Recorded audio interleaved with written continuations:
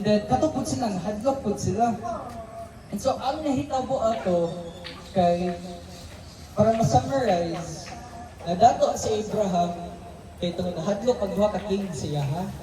Ihatag nila ang tanan cattle, kailan mo cattle, kanang yung gibuhik na animals pa. Nato nga naundang ang Bible study. Kaya nagsugod po na 2023. Ano? 24. Okay, kung wala kang mga nagpo kayo ng mga assistant na kung dili kini mahimo. Amen. Ang 80 na tuig na tigulang, hindi na yun kaya ang maghago kayo. Amen. Sila na ako mga assistant. Wala sila na ako yung salitan ng Bible study. Yeah, thank you, Lord. Salamat.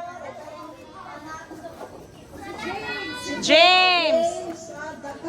Ang salamat niya si Marge pagay ko at pasalamatan ng pato. Yeah. Na dapat ang mga uban na napagiran ng lugar para kita ma-improve o doon ka sa Ginoo. Doon ka sa Ginoo. Mag-ampo kita na naadlaw. Amen. Ayaw mo pagpalayo sa Ginoo. Doon yung pirme, okay? Amen. Ang panahon dili din maayo. Amen. Hindi na maayong panahon, hindi pala ito na yung 2007, nawindi pa nga ito, mag-muslinte pa ito mga bata doon eh. Walang may kasabukan sa kalibutan, pero dagalan ang samok. So, Yeah. wala may bayan ang madoon sa Ginoo. Amen. Kada minuto, doon dito sa Ginoo. Wala may problema doon sa Ginoo. Amen. Ayaw pagpalayo. Ang lang magpugoy-pugoy. Patay mo na dito sa amigo na sa mga satanas. Dili na maayo. Mahal ang amigo na sa atong Ginoo Hesus Kristo. Amen. Ang salamat. Kaya naamoy pa na buhaton na late na. So, Huwag mo na rin pahala.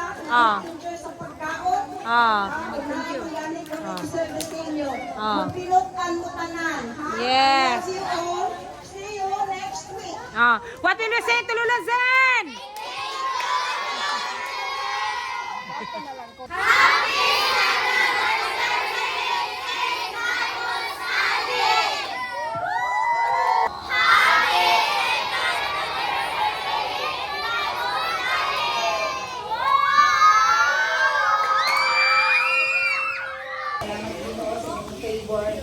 I-bless ang mga kamot na nag-aandam o ang resources na di ko Amen.